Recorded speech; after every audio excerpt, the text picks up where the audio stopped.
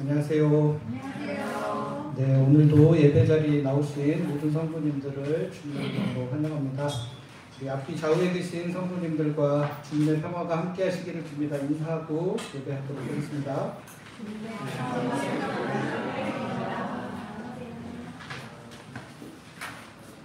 이제 묵상 기도하심으로 오늘 주일 예배를 하나님께 드리겠습니다. 너희 모든 나라들아 여호와를 찬양하며 너희 모든 백성들아 그를 찬송할지어다. 우리에게 향하신 여호와의 인자하심이 크시고 여호와의 진실하심이 영원하니로다. 하나님은 영이시니 예배하는 자가 영과 진리로 예배할지니라. 아멘.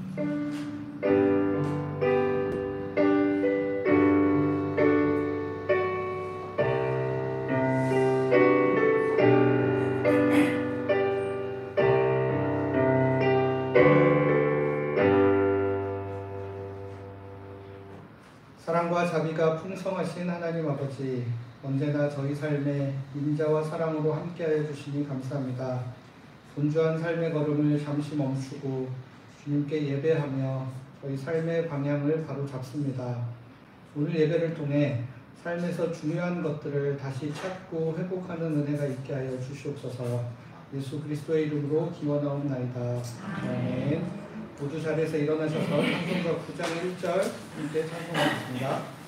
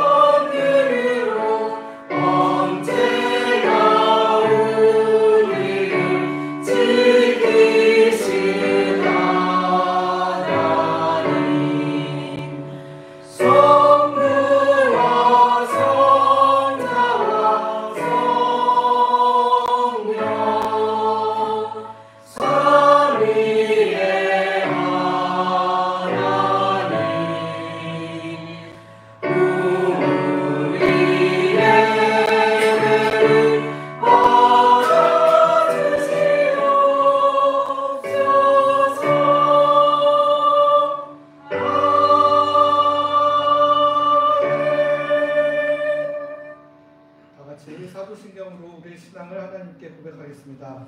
나는 전능하신 아버지 하나님 천지의 창조주를 믿습니다. 나는 그의 유일하신 아들 우리 주 예수 그리스도를 믿습니다. 그는 성령으로 있게 되어 동정녀와 마리아에게서 나시고 본디오 빌라도에게 고난을 받아 십자가에 못 박혀 죽으시고 장사된 지 사흘 만에 죽은 자 가운데서 다시 살아나셨으며 하늘에 오르시어 전능하신 아버지 하나님 우편에 앉아 계시다가 거기로부터 살아있는 자와 죽은 자를 심판하러 오십니다. 나는 성령을 믿으며 거룩한 공교회와 성도의 구제와 죄를 용서하는 것과 몸의 부활과 영생을 믿습니다. 아멘.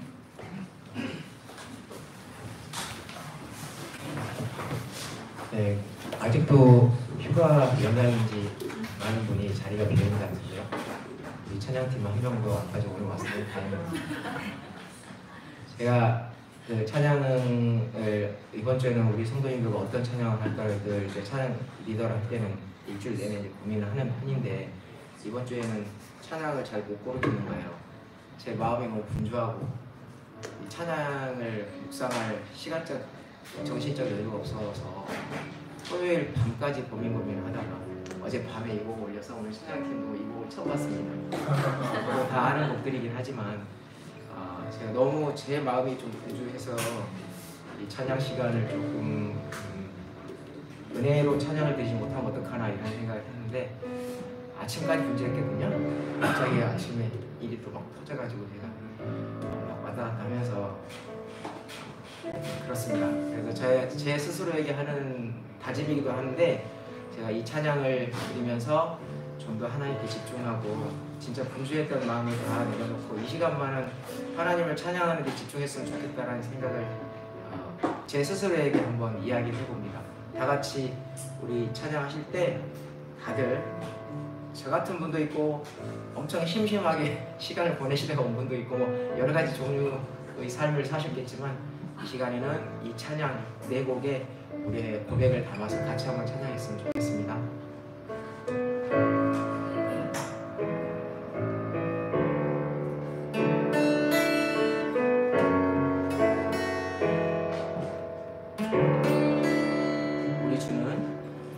우리 주는 위대하며 능력이 많으시도다. 그의 지혜 무궁하며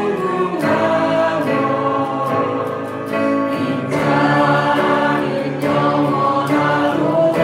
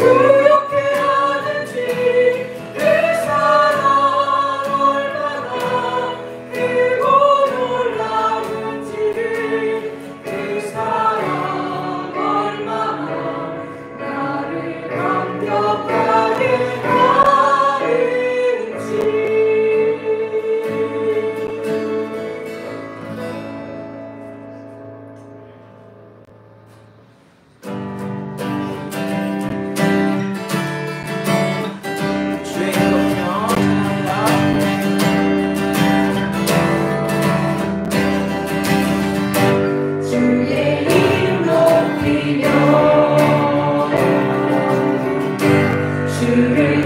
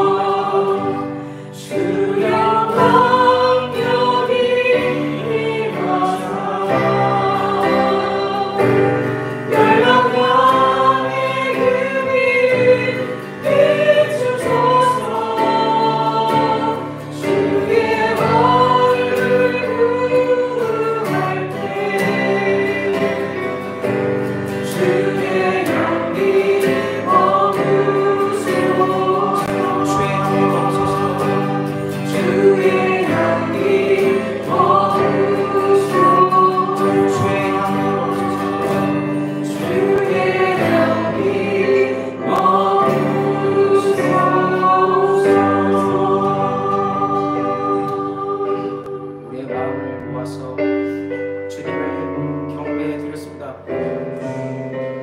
하나님께 영광이 되는 그런 예배, 우리에게 은혜가 되는 그런 예배를 바라는 그런 마음으로 같이 기도하시며 예배에 나가도록 하겠습니다.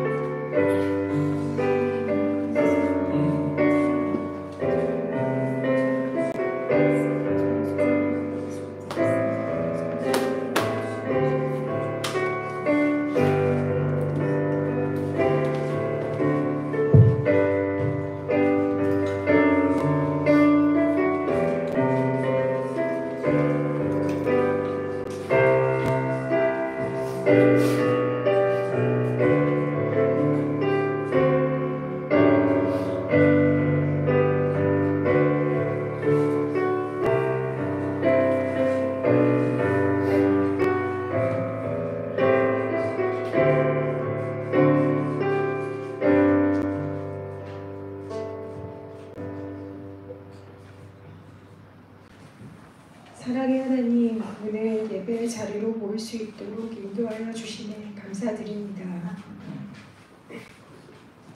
우리의 연약함을 아시는 주님, 모든 염려와 걱정, 욕심을 내려놓고 왕 되신 주님께 온 마음을 다해 예배하는 시간이 될 수 있도록 도와주시옵소서. 우리의 죄하고 주님의 거룩함으로 덮어주시고 하나님의 하시는 말씀을 우리의 마음을 모아 듣는 시간이 되기를 원합니다. 예수마을 공동체로 우리를 불러주신 주님, 귀한 믿음의 동역자들을 허락하심에 감사드립니다.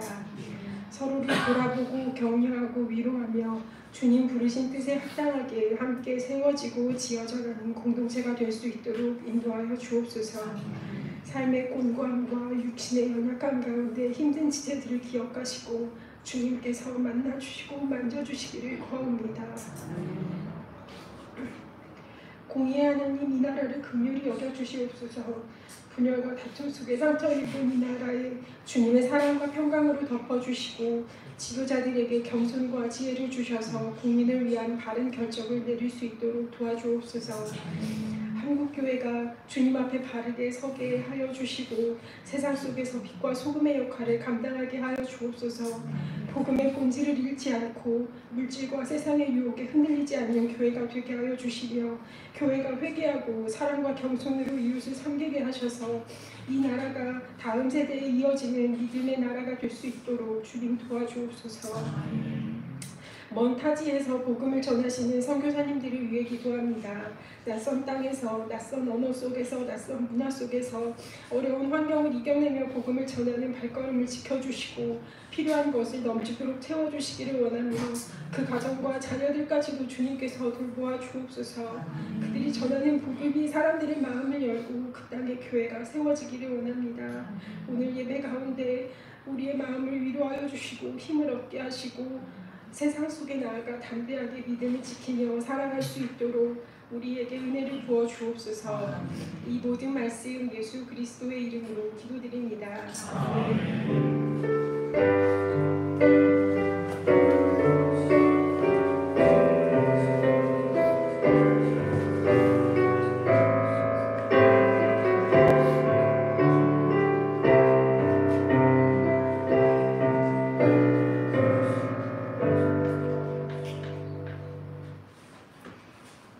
우리 이 시간 찬송가 218장 1절 함께 찬양하며 응원하겠습니다.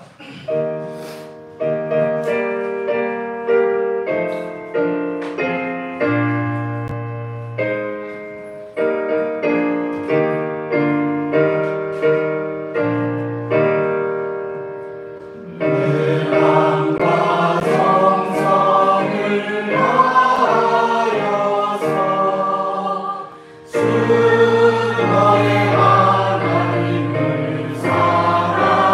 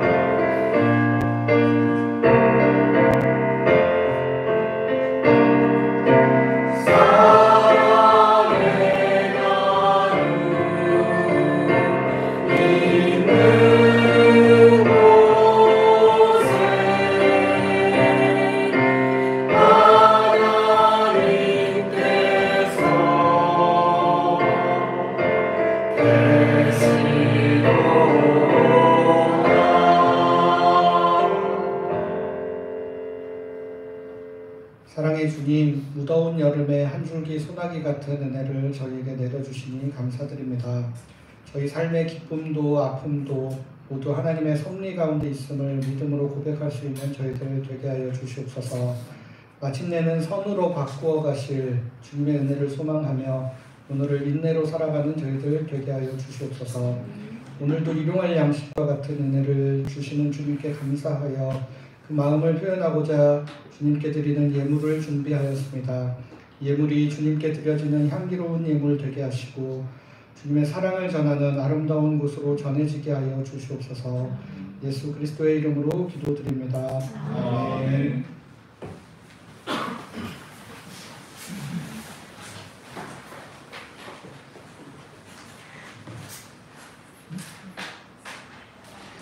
하나님께서 오늘 우리에게 주시는 말씀은 구약성경 룻기 2장 10절에서 23절까지의 말씀입니다. 구약성경 룻기 2장 10절에서 23절까지의 말씀, 이 말씀을 한 절씩 교독하겠습니다. 룻이 엎드려 얼굴을 땅에 대고 절하며 그에게 이르되 나는 이방 여인이거늘 당신이 어찌하여 내게 은혜를 베푸시며 나를 돌보시나이까 하니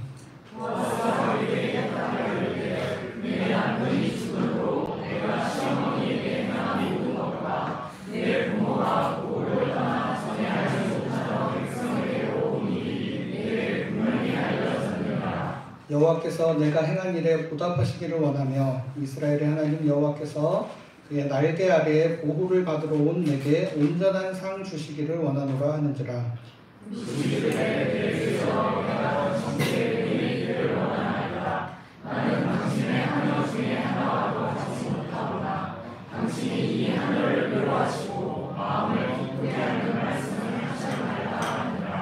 식사할 때에 보아스가 룻에게 이르되 이리로 와서 떡을 먹으며 내 떡 조각을 초에 찍으라 하므로 룻이 곡식 빼는 자 곁에 앉으니 그가 볶은 곡식을 주매 룻이 배불리 먹고 남았더라.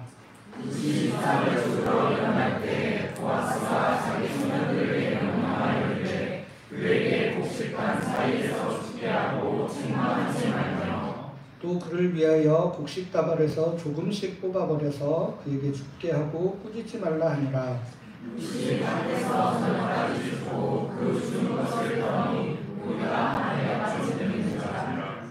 그것을 가지고 성읍에 들어가서 시어머니에게 그 주운 것을 보이고 그가 배불리 먹고 남긴 것을 내어 시어머니에게 드리매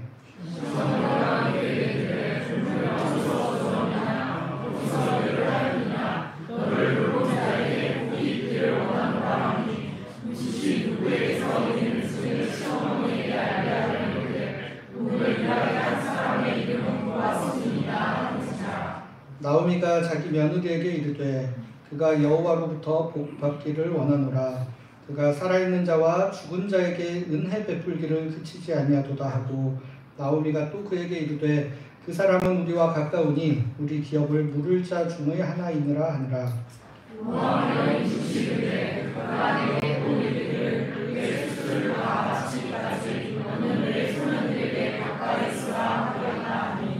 나오미가 며느리 룻에게 이르되 내 딸아 너는 그의 소녀들과 함께 나가고 다른 밭에서 사람을 만나지 아니하는 것이 좋으니라 하는지라. 룻이 보아스의 소녀들에게 가까이 있어서 우리 추수와 밀 추수를 마치기까지 상사를 주며 그의 시어머니와 함께 거주하니라. 요즘에는 무언가 이슈될 만한 이야기들이 온라인상에서 끊임없이 이게 오르냐 저게 오르냐 이야기되는 경향들이 있는데 이 온라인상에서 끊임없이 논란이 되고 있는 주제가 하나 있습니다. 일반적으로 어떤 이슈가 반짝하고 금방 사라지는, 예를 들어 뭐 깻잎을 잡아줘야 되니 말아줘야 되니 이런 얘기 한참 하다 요즘에는 거의 하지 않잖아요. 근데 이 논란은 잊을만 하면 한 번씩 다시 올라와서 계속해서 논란이 되고 있는 게 있습니다. 그게 뭐냐 하면 결혼 축의금 관련 논쟁입니다. 제가 결혼 설교 준비하면서 인터넷에 검색을 해봤는데 최근 한두 주 사이에도 축의금과 관련된 뉴스 기사들이 꽤 많이 나오는 것을 확인을 했습니다. 이 축의금 관련해서 예전에는 내가 5만 원 축의금 했는데 3만 원은 상대는 3만 원밖에 안 했다. 이 정도의 수준으로 처음에 논란이 시작이 되다가 이제 요즘에는 그래도 최소한 받은 만큼은 되돌려주는 게 이제 기본 상식적인 분위기가 되고 나니까 그 다음에는 이제 어떤 게 논란이 되냐면 결혼식에 축의금 내고 몇 명이 같이 와서 밥을 먹고 갔느냐 이제 이런 것들도 논쟁이 되고 이제 하다가 어떻게 하냐면 나는 10년 전에 5만 원을 했는데 지금 물가가 많이 올라가지고 상대방이 그대로 나한테 5만 원만 하는 게 맞느냐 이런 거 가지고도 계속 이야기들이 오고 가고 있습니다. 그뿐만 아니라 결혼하는 사람이 밥값이 엄청 비싼 데서 결혼식을 하면 축의금으로 내가 받은 만큼을 내야 되느냐 밥값 이상을 내야 되느냐 뭐 자기가 비싼 데서 하겠다고 골랐는데 내가 왜 비싸게 이렇게 축의금까지 더 내가면서 결혼식을 가야 하느냐 또 뭐 나는 비혼주의자라 결혼을 안 할 것 같은데 축의금 해봤자 돌려봤자 이런 이야기들까지 굉장히 다양한 논란들이 끊이지 않고 있습니다. 지난 주간에 나온 기사 중에 이제 한국소비자원에서 조사한 결과를 하나 발표를 했는데 전국에 있는 결혼식장의 1인당 식대를 평균을 냈더니 얼마더라 하고 나왔는데 그게 얼마였냐면 58,000원 평균적으로 58,000원 그러니까 58,000원보다 더 비싼 데를 예식장에서 받는 돈이 그렇다는 거예요. 1인당 58,000원 정도로 받아요.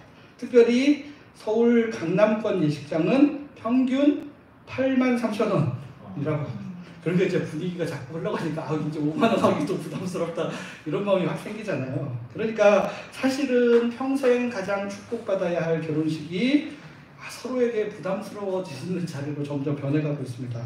초대하는 사람도 부담스럽고 축하해주러 가는 사람도 부담스러운 겁니다. 그러니까 생각해보면 당사자나 하객이나 서로 부담스러워하며 축의금을 주고받는데 정작 결혼 관련 업체들 배만 계속 불리고 있는 것은 아닌가 하는 생각이 듭니다. 결혼식을 치르는 원래 취지를 생각하면 한 가정의 탄생을 진심으로 축하하고 하객들 앞에서 엄숙하게 서약하며 평생을 잘 살아가야겠다는 다짐하는 것이 주가 되어야 할 것 같은데 서로 돈 계산하고 눈치만 보는 불편한 시간이 되어가고 있습니다. 근데 보시면 비단 결혼식에서만 이렇게 계산을 막 정확하게 하려고 하는 것이 아니라 다른 부분에서도 이런 분위기가 계속해서 번져가고 있습니다. 선물을 주고받을 때도 내가 이 정도 선물 받았으면 이 정도는 정확히 돌려줘야지. 그리고 아이를 키우는 가정에서도 아이의 친구가 한번 집에 초대를 해주면 우리 집에 또 한번 초대를 해야 된다는 부담과 압박이 계속 우리에게 다가오는 그런 상황입니다. 그러니까 설령 누군가가 상대방을 진짜 이런 거 계산하지 않고 진심으로 생각해서 돌려받을 것도 생각하지 않고 호의를 베풀어도 받는 사람 입장에서는 사회 분위기가 자꾸 이렇게 흘러가니까 이거 괜찮다고 하는데 진짜 괜찮은 건가 5만 가지 생각들이 든다라는 것이죠. 그러니까 상황이 이러다 보니까 한편에서 어떤 사람들이 나오기 시작하냐면 너무 피곤하다. 우리 인간관계를 아예 끊고 주지도 말고 받지도 말자. 이런 사람들도 한편에서 계속 생겨나고 있습니다. 이야기만 듣고 있어도 피곤하시죠. 그러니까 사실은 대부분의 사람들이 우리뿐만 아니라 밖에 살아가는 대부분의 사람들도 사실은 좋은 마음으로 서로 잘 관계하고 계시는데 일부 몰상식한 몇 명의 이야기들이 온라인을 통해 퍼지고 기사화가 되니까 이제 그렇지 않았던 사람들까지도 눈치를 봐야 되나? 이런 이상한 상황들이 계속해서 펼쳐지는 것 같습니다. 우리 오늘 말씀을 통해서는 우리 계산하지 않고 베푸는 사랑, 은혜라고 성경에서는 표현을 하고 있는데 이 은혜에 대해 같이 좀 살펴보려고 합니다. 계산의 법칙보다는 은혜의 법칙이 주도하는 세상을 꿈꾸며 오늘 말씀을 같이 살펴보면 좋겠습니다. 우리는 지난주에 사람을 통해 일하시는 하나님에 대해 같이 말씀을 나누었습니다. 하나님께서는 자신이 스스로 창조하신 이 세상의 질서를 거스르는 기적적인 방법을 통해 일하시기보다는 하나님의 형상이라고 하나님의 모습을 닮았다라고 이야기하는 그 사람들을 통해 섭리하시고 일하시는 분이심을 같이 살펴보았습니다. 하나님께서 처음부터 A부터 Z까지 모든 것을 다 정해놓고 사람으로 하여금 로봇처럼 그대로 행하게 하시는 것이 아니라 하나님의 사람들이 하나님께서 주신 이 자유의지를 사용해서 주체적으로 반응하며 하나님 말씀에 순종할 때 비로소 하나님의 뜻이 하늘에서와 같이 이 땅에서도 온전히 이루어진다고 말씀을 드렸습니다. 결국 하나님께서는 숨어 계시는 하나님처럼 보일 수도 있지만 숨어 계시면서 그 누구보다 적극적으로 사람들의 마음을 움직이심으로 일하시고 이 땅에 하나님의 나라를 이루어 가신다라는 것입니다. 오늘은 하나님께서 이 사람들을 통해 일하실 때 특별히 은혜의 방식을 사용하여 일하시는 분이심을 같이 살펴보려고 합니다. 일반적으로 은혜라고 하면 자격 없는 자에게 대가 없이 주어지는 선물이라는 뜻으로 정의가 됩니다. 받는 사람이 주는 사람에게 무언가를 해서 되돌려받는 것은 은혜가 아닙니다. 받은 사람은 한 것이 없는데 주는 사람 편에서 일방적으로 베푸는 사랑. 근데 특별히 주는 사람은 이거를 되돌려받을 것을 기대하지 않고 그저 그 사랑을 베풀 때 우리는 그것을 은혜라고 표현합니다. 이런 의미에서 보면 몇 주 전에 살펴보았던 헤세드 또한 은혜의 한 형태라고 할 수 있습니다. 헤세드라는 히브리어가 우리나라 말로는 인애, 인자 뭐 이런 단어들로 번역이 되고 있는데 헤세드라는 히브리어의 뜻이 약한 자가 곤궁에 처해 있을 때 강한 자가 그럴 의무가 없음에도 불구하고 자발적으로 보이는 충성이라고 뜻을 학자들이 정의를 하고 있습니다. 곤궁에 처해 있는 이 약한 자를 향해 긍휼한 마음이 생겨서 너무 안타깝고 안쓰러워서 이 강한 자가 그럴 의무가 없는데도 자발적으로 신실하고 충성스럽게 살아가는 것이 헤세드입니다. 그러니까 물론 은혜로 번역된 히브리어 단어는 헨이라는 단어로 여러분들 한나라는 이름이 바로 이 헨에서 나왔습니다.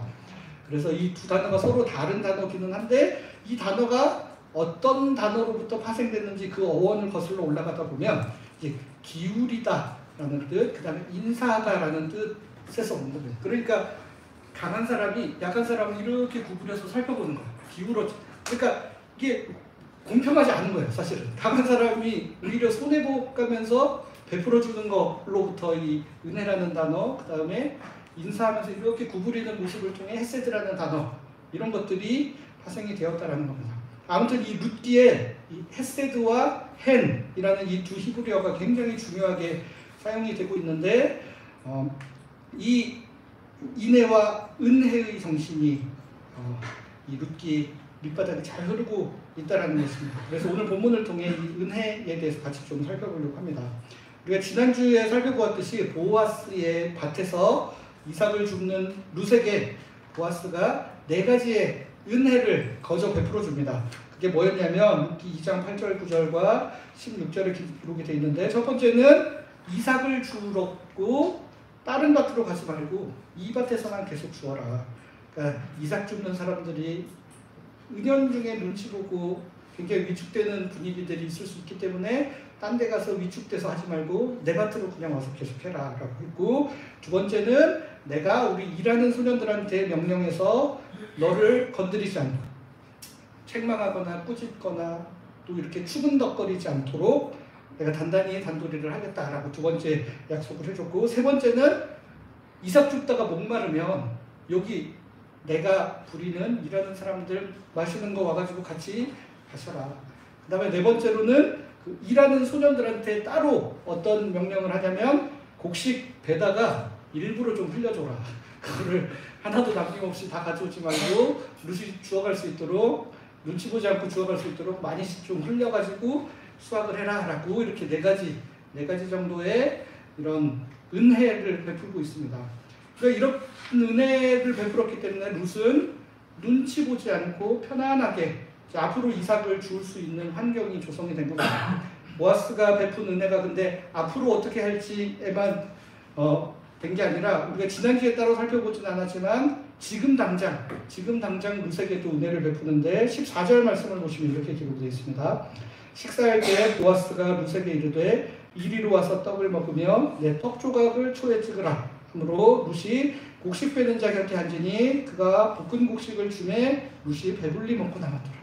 그러니까 지금 당장 앞으로 하는 거는 앞에 네 가지를 통해서 했지만 지금 당장 아침부터 와가지고 계속 이삭 주워서 배고프고 허기질 것 같은 그 줄인 배를 채워주기 위해 자신들의 식탁으로 초대를 해서 같이 식사를 할 수 있도록 은혜를 베풀어 주었다는 것. 그러니까 사실은 우리가 은혜라는 단어를 떠올릴 때 늘 뭔가 영적으로 감동되고 하나님이 우리 마음에 감화를 주시는 것을 은혜라고 생각하지만 실질적인 은혜라고 하는 것은 이렇게 피부에 와 닿는 무언가로 전해지는 게 오히려 은혜에 좀 더 원래적인 의미에 가깝다라는 겁니다. 마음으로 막 이렇게 하는 게 아니라 피부에 와 닿는 무언가로 제시되는 게 은혜라는 것이죠. 이렇게 보아스가 루세게 은혜를 베푼 것은 루세게 무언가 대가를 바라는 것이 아니었습니다. 그저 이방 땅에 와서 신실하게 시어머니를 모시고 살아가는 룻의 모습이 안타까웠기 때문입니다.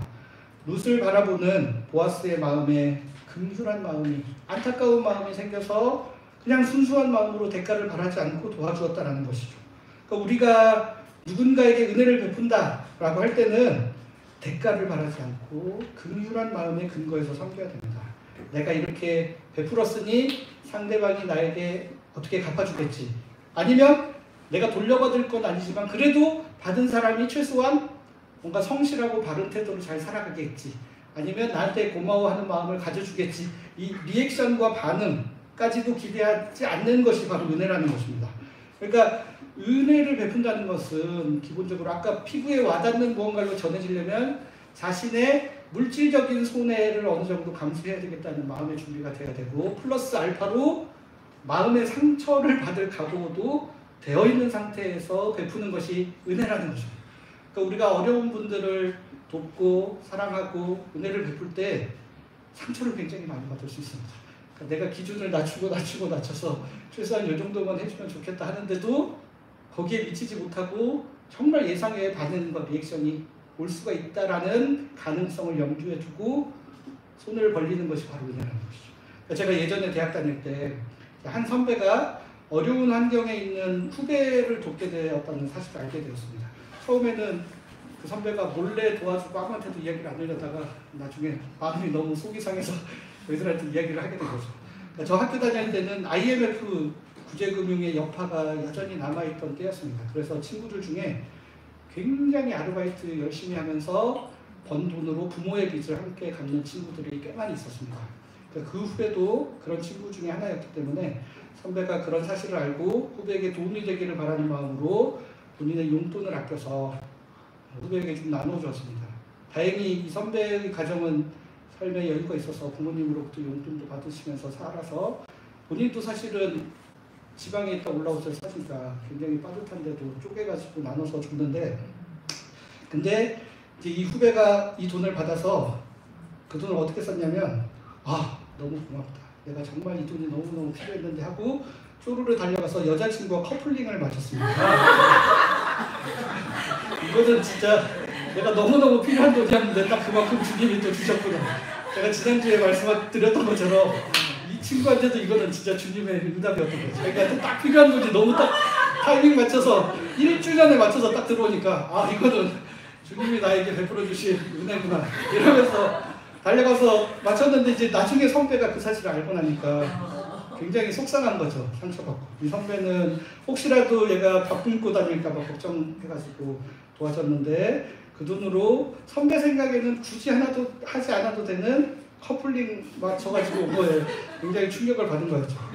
근데 이제 여러분 또 후배의 입장에서 생각을 해보면 사실 이 친구가 맨날 빈둥거리면서 뭐 받은 돈 가지고 막 이렇게 한 게 아니라 저도 아는 후배니까 너무 열심히 노력했어요. 일주일에 아르바이트를 막 쉬지 않고 돌아가면서 막 해서 하는데 이 친구 생각에 그 순간에는 나는 먹고 사는 것보다도 그것을 넘어서는 뭔가 좀 더 고상한 가치를 추구하면서 살고 싶다. 이 커플링 맞추는 것이 내가 여자친구 앞에 나의 자존감도 굉장히 높일 수 있고 가치 있는 일이다라고 본인은 판단을 한 거죠. 그래서 거기다 돈을 쓴 겁니다. 우리 신경림 시인이 가난한 사랑 노래에서 가난하다고 해서 사랑을 모르겠는가 했던 것처럼 가난한 사람들도 사실 당장 끼니 때우는 것보다 사실 나는 커플링 맞추는 게 더 중요하다 생각하는 사람들이 있을 수 있다는 겁니다. 있을 수 있다는. 그러니까 제가 여기서 누가 잘했고 누가 잘못했다를 이야기하려고 하는 게 아니라 그만큼 다를 수 있다. 우리 생각이 다양한 생각들을 가질 수 있기 때문에 우리가 은혜를 베풀고 사랑을 나눈다 할 때는 상대방의 마음이 내 생각과 같지 않을 수 있다는 것들까지도 감수하고, 그렇게 해서 내가 물질적인 손해뿐만 아니라 마음의 데미지를 받을 수도 있다라는 것까지도 감수를 해야 된다는 거죠. 그러니까 교회에서도 힘들고 어려운 분들 돕고 하다가 상황에 대해서 중지가 되면 그동안 도와줬던 건 다 날아가고 안 해줬던 것 때문에 안 좋은 소리를 많이 듣기도 하거든요.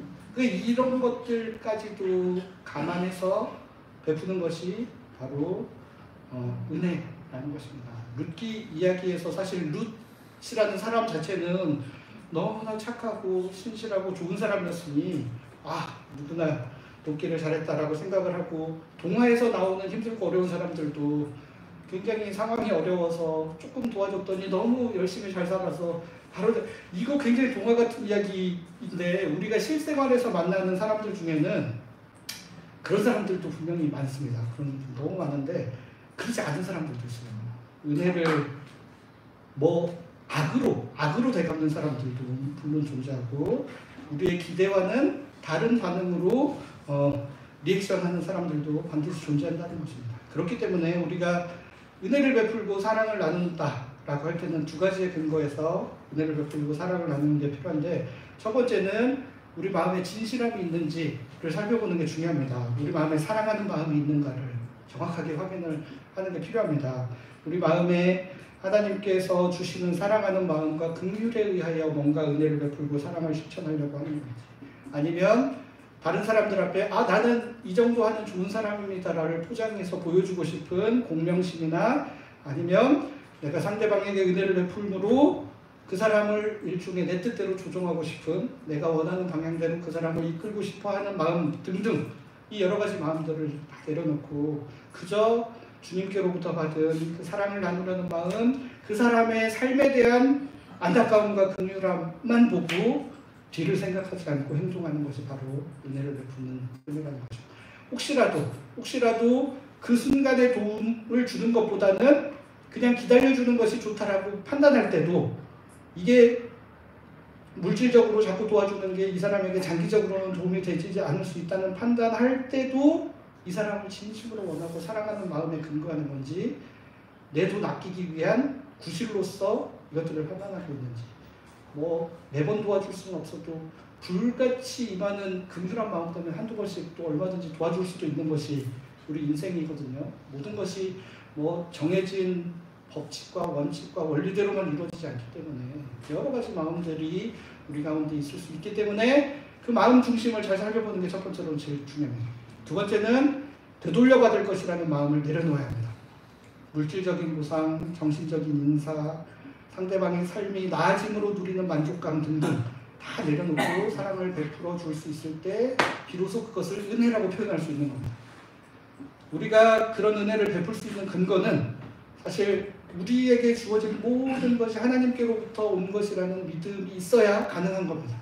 이거 내가 열심히 노력해서 내가 번 돈으로 나눠줬는데 왜 저 사람은 저렇게 해? 라는 생각이 들면 당연히 본전 생각이 날 수밖에 없어요. 당연히 아깝고 당연히 그 리액션 때문에 상처를 받을 수 있는데, 하지만 내가 지금 가지고 있는 거 이거 내 거 아니야. 하나님이 맡겨주신 거 내가 대신 하나님의 이름으로 전달하는 것 뿐이야 라고 하면 망해도 내가 망한 게 아니라 하나님이 망하신 거거든요. 내 책임이 아니에요. 그렇기 때문에 너무 상처받을 필요 없고, 우리가 늘 입으로만 하나님께서 주신 겁니다, 저는 하나님의 청지기입니다 하면서도 내가 어떻게 해서 번 돈인데 저걸 저렇게 써? 이런 마음들이 우리 마음에 자연스럽게 찾아올 수밖에 없다는 것이죠.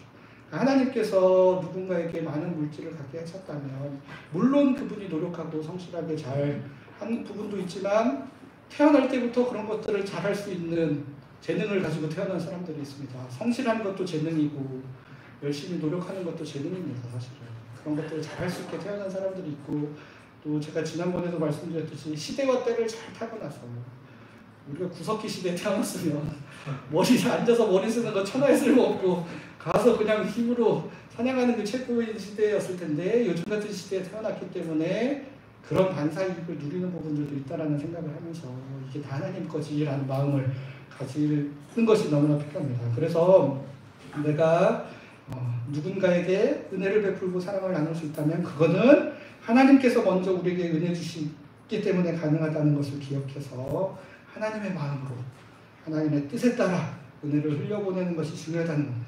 그러니까 구약 모세오경을 보시면 하나님께서 이스라엘 백성들한테 고아와 과부와 나그네와 종들을 사랑으로 섬겨야 된다는 말씀을 계속 반복적으로 모세오경에도 예언서도 계속 하는데 그 이야기 하시면서 항상 덧붙이는 말이 뭐냐면 너희도 사실은 애굽에서 종이었고 나그네였던 것을 기억해라. 너네가 원래 처음부터 이런 상태에 있었던 사람이 아니라 예전에는 지금 네가 도와줘야 된다고 생각하는 고아와 과부와 나그네와 같은 사람들과 똑같은 처지였다. 그런데 하나님의 은혜로 지금 어느 정도 번듯한 삶을 살아가면서 다른 사람들을 도와주니 많이 이루고 있는 거 아니냐라고 너 옛날에 원래 어떤 사람이었는지를 생각해라고 계속해서 말씀하고 있습니다. 혹시라도 우리가 누군가에게 사랑과 은혜를 베풀 수 있다면 그것은 하나님께서 우리에게 먼저 은혜를 주셨기 때문임을 기억하여 우리가 무언가를 되돌려받으려는 마음을 내려놓고 우리 마음 중심의 긍휼함과 인도하심에 따라 베푸는 마음이 필요하다는 겁니다. 이런데 이제 우리가 은혜 베푸는 사람뿐만 아니라 은혜 받는 사람의 입장에서도 두 가지 마음이 필요합니다. 이제 베푸는 처지와 받는 처지가 또 천지 차이입니다. 첫 번째는 은혜를 감사히 받는 마음이 필요합니다. 받는 사람은 지난번에 우리 오르바가 시어머니 나오미의 선의를 감사함으로 받아 자신의 친정으로 돌아간 이야기를 하면서 말씀드렸던 것과 일맥상통한 겁니다. 다시 되갚을 능력이 없기 때문에 그 사람에게 다시 되돌려줄 능력이 없기 때문에 계속 사양하고 거절하는 것도 예가 아닙니다. 오늘 본문 13절 말씀을 보시면 룻도 감사한 마음으로 보아스의 호의와 은혜를 받아들입니다. 13절 말씀 우리 한 목소리로 읽어볼까요? 시작.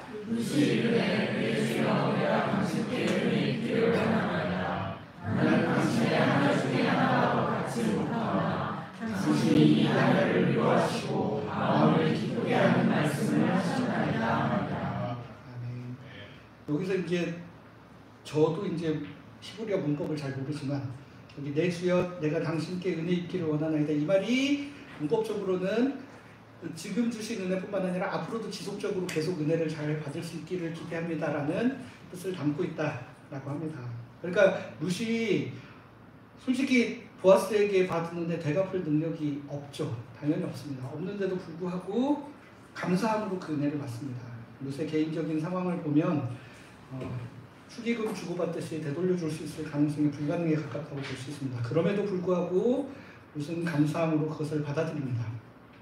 앞서 보아스가 여호와의 날개 아래에서 보호받으러 온 너에게 상 주시기를 원한다고 하나님께 복을 빌었더니 그 답으로 룻은 오히려 보아스에게 주여 내 주여 이러면서 하나님의 은혜가 보아스를 통해서 자신에게 임하고 있다라는 것들을 은연중에 드러내며 감사의 마음을 전하고 있습니다.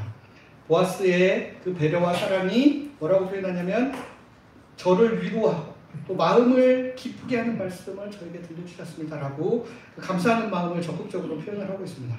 그러니까 은혜를 받고 은혜를 입을 때 자존심 상하고 뭔가 미안하고 못 갚을까봐 전전긍긍하는 마음 그때는 다 내려놓고 일단은 감사한 마음으로 잘 받으면 됩니다.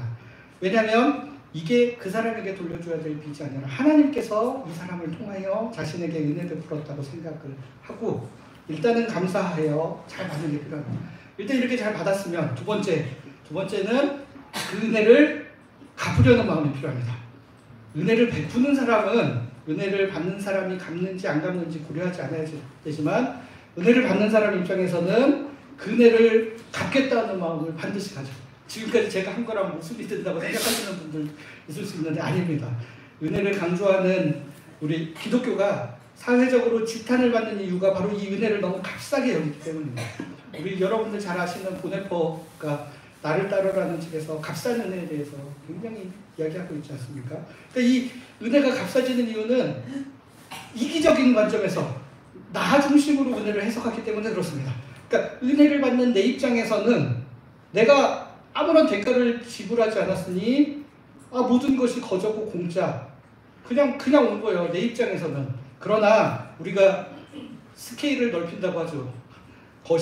거시계로 조금 넓혀서 생각을 해보시면 나에게 은혜를 베풀기 위해 이 은혜 베푼 사람이 대가 지불을 했기 때문에 나에게 그러니까 나 하나만 이렇게 놓고 보면 그냥 지불한 게 없는데 그냥 들어왔어요. 그러나 이 사람까지 이렇게 좀 더 확대를 시켜서 보면 이 사람이 나에게 은혜를 베풀기 위해 뭔가 대가를 지불해서 그것이 이 사람을 통해 나한테 온 겁니다.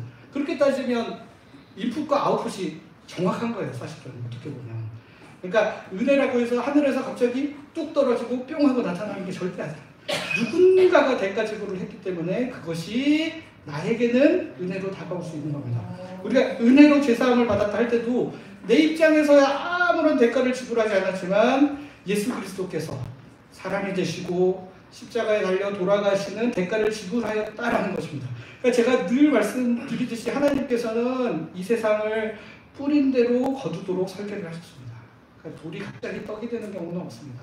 떡을 먹기 위해서는 씨 뿌리고 거름 주고 잡초 뽑고 떡을 만드는 수고의 과정이 반드시 필요합니다. 내가 거저 누리는 그 은혜를 위해 누군가는 수고하고 땀 흘렸음을 반드시 기억해야 합니다. 그렇기 때문에 그 은혜가 너무나 귀하구나. 그래서 반드시 갚으셔야 되는데 성경에서는 그 은혜를 어떻게 갚으라 그러냐면 나한테 베풀어 주는 사람한테 되갚지 말고 그거를 다른 사람한테 은혜를 베풀므로 그 은혜를 갚으라고 이야기를 하고 있습니다.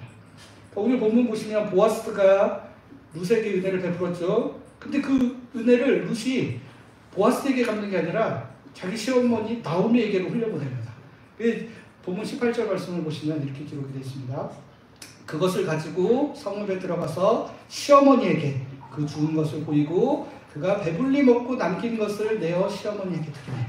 그러니까 보아스가 룻을 식사 자리에 축제해서 떡이랑 볶은 곡식을 주었는데 룻이 그것을 배불리 먹고 남겨서 챙겨와 시어머니 나오미에게 전달합니다. 그리고 자신에게 보아스가 베풀어 준 은혜를 이야기를 합니다. 그러니까 여러분 사실 이 배불리 먹고 나왔더라 이거 어디서 많이 보던 말씀이냐면 오병이어 기적 할 때 나오는 거예요. 그러니까 예수님께서 사실은 오병이어로 거기 딱 먹을 사람만큼만 딱 베풀어 주시고 끝 이러셔도 됐는데 굳이 12바구니가 남게 음식을 넘치게 나눠 주셨던 것은 너네들이 지금 이 자리에서 그 은혜를 공짜로 누렸잖아요. 그거를 너무 먹고 닦지 말고 그 남은 걸 가지고 이웃의 어려운 사람들과 나누라는 뜻이 같이 내포가 되어 있다는 것입니다. 그래서 이 배불리 먹고 남겼다라는 이야기가 오늘 룻기에도 사실 2번이나 계속 반복해서 나와요. 그만큼 중요해요. 그래서 그 은혜를 받은 사람은 자기가 먹고 남은 것을 자기를 위해 계속 축적하고 쌓아두지 말고 넘치는 은혜를 받았으면 그걸 가지고 또 다른 사람에게 나눠서 그 은혜를 계속 흘려보냄으로 은혜를 갚으라고 성경이 우리에게 가르쳐주고 있어요. 그러니까 이 은혜를 받은 나오미가 이 보아스에게 복을 빌면서 뭐라고 이야기하느냐. 룻 2장 20절 우리 한 목소리로 같이 읽어보겠습니다. 시작. 나오미가 자기 며느리에게 이르되 그가 여호와로부터 복 받기를 원하노라. 그가 살아있는 자와 죽은 자에게 은혜를 베풀기를 지시하니라. 나오미는 이제 보아스가 베푼 은혜를 이제 어떤 식으로 또 해석하냐면 살아있는 룻과 나오미에게만 은혜가 아니라 죽은 사람들에게도 은혜를 베풀었다라고 표현을 하는데 그게 뭐냐면 이제 원래 룻과 나오미를 구해내야 될 책임이 엘리멜렉과 말론과 기럐 원래 먼저 죽은 남자들에게 있었는데 원래 이 남자들이 해야 될 일을 보아스가 대신해 줬다는 거예요.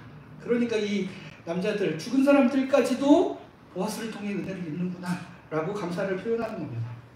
그러니까 보아스가 룻에게 베풀었던 개인적인 호의와 은혜가 자연스럽게 나오미를 비롯한 그의 모든 가족에게로 흘러가고 전해지는 것 이게 바로 하나님 나라의 법칙이고 원리라는 것입니다. 이처럼 은혜 받은 사람은 그 받은 은혜를 은혜가 필요한 또 다른 사람들에게 흘려보냄으로 갚아야 합니다. 여러분 제가 목회자다 보니까 너무 많이 받았어요. 과분하게 많이 받으면서 살아요. 진짜로. 제가 사실은 지지난번 교회 사랑누리 교회는 인원수가 그렇게 많지 않았기 때문에 잘해주셨던 거 다 기억하면서 잘 갚아야지 하다가 지난번에 큰 교회에 한번 있어 보니까 도저히 갚을 수가 없어요. 기억도 못할 정도로 그만큼 인원이 많아지니까 본인들은 요만큼 조금씩 나눠졌다고 생각하지만 그거를 한 사람한테 몰아서 합쳐보니까 이거 제가 도저히 감당할 수 없는 그래서 그 교회 교인들에게도 떠나오면서 제가 여러분들에게 받은 은혜가 너무너무 크고 3년밖에 안 있었는데도 이런 많은 은혜를 주셨지만 제가 여러분들한테 도저히 되갚을 능력이 없다는 사실을 알았습니다. 이제 새로 부임하는 교회에 가서 받은 은혜를 열심히 흘려보내서 이것이 저의 영광이 아니라 여러분들의 영광, 하나님의 영광이 되도록 하겠습니다라고 이야기를 하고 왔습니다. 그러니까 이런 거예요. 이런 거. 우리가 은혜를 갚는다는 거는 준 사람한테 5만 원 받았으니까 5만 원 돌려주는 게 아니라 그렇지 않은 사람을 향해. 근데 이게 또 얼마나 놀라운 은혜의 법칙이 여기 또 숨어있냐. 이 사람이 저한테 10만 원어치 은혜를 베풀어 줬는데 내가 체감하기에는 이 10만 원이 10만 원이 아니라 100만 원 정도의 은혜로 받는 사람한테 다가오면 이 사람이 다시 베풀 때는 100만 원으로 바꿔서 은혜를 베푸는 일들이 반드시 일어납니다.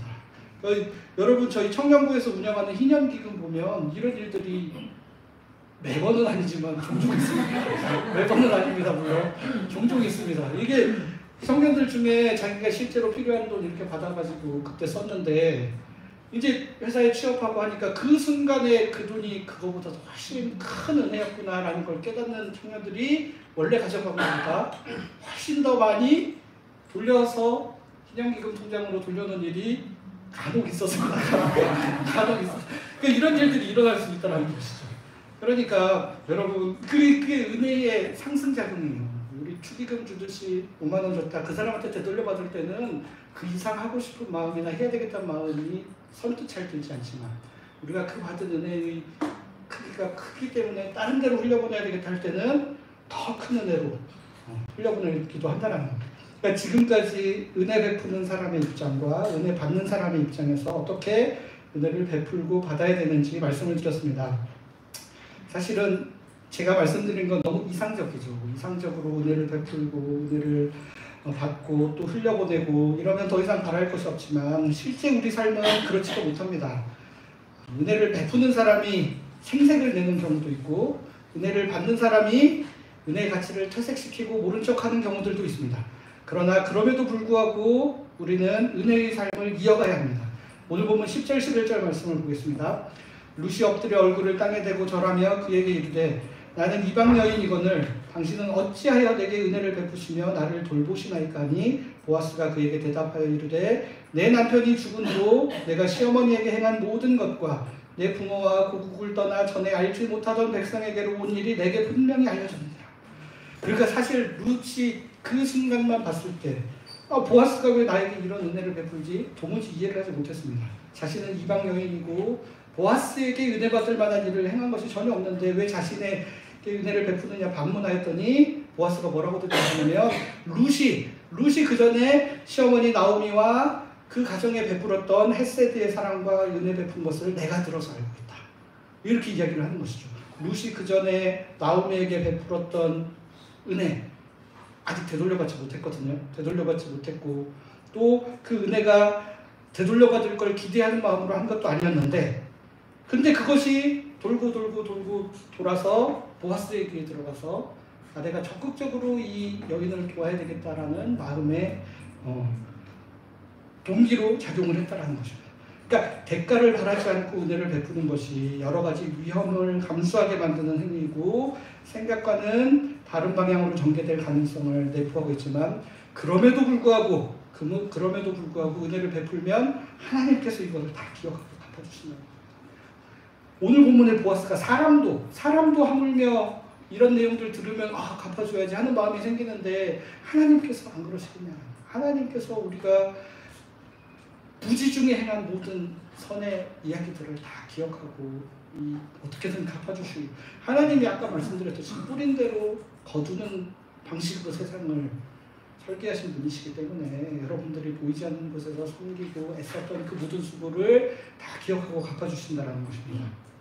누가복음 13장 12절 14절 말씀이 이 사실을 정확하게 이야기를 하고 있는데 이 누가복음 13장 12절 14절 말씀이 오늘 설교 전체 내용을 정확하게 요약을 하고 있습니다. 예수님이 하신 말씀인데 우리 한 목소리로 같이 읽어보겠습니다. 시작. 예수께서는 자기를 위한 사람에게 말씀하셨다. 내가 정신이나 만찬을 베풀게 내 친구나 내 형제나 내 친척이나 유한 이웃사람을 굴지 말아라. 그렇게 하면 우리도 너를 도둑하여 내게 대갚아 내 몸이 없어질 것이다. 마음이요?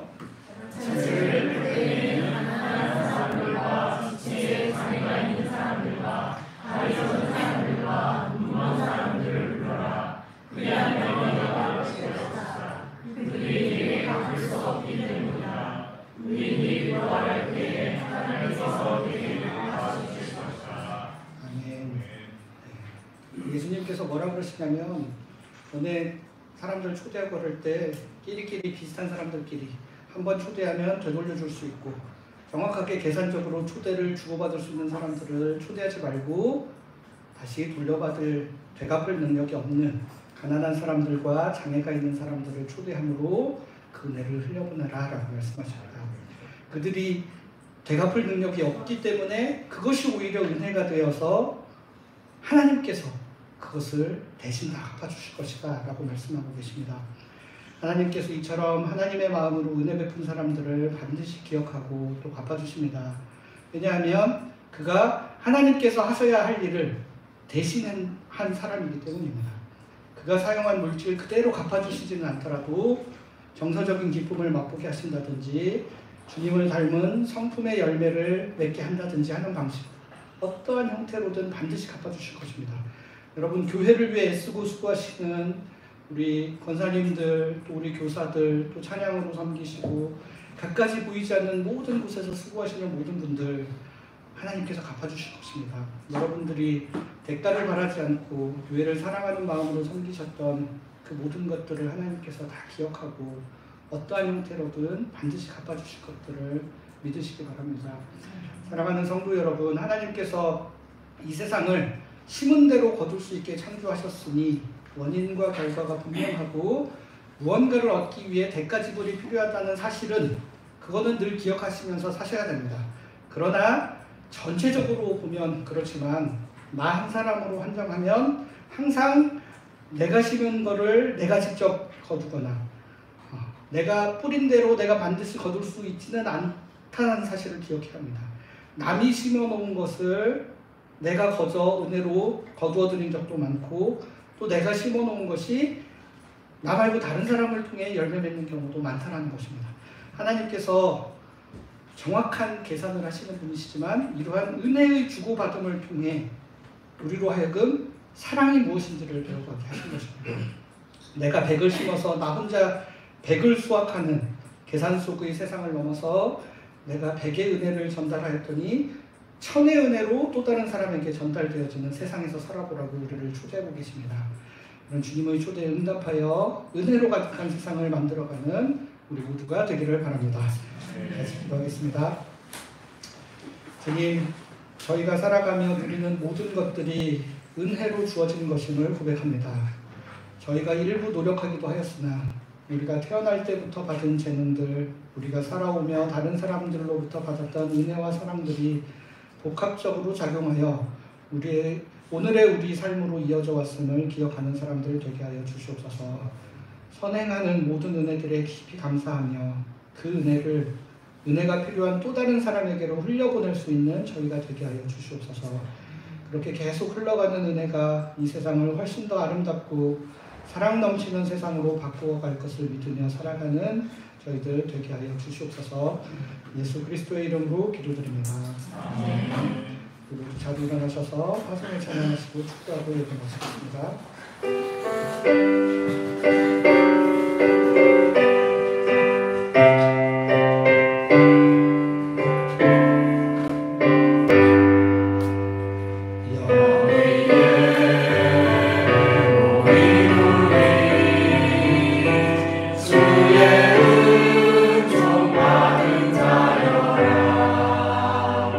주께서 이 자리에 함께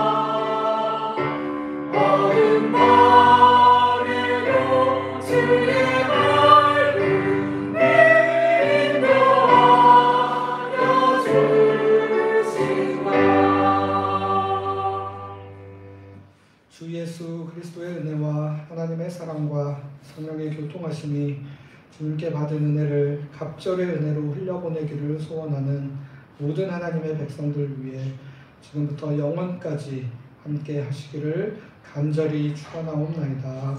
아멘.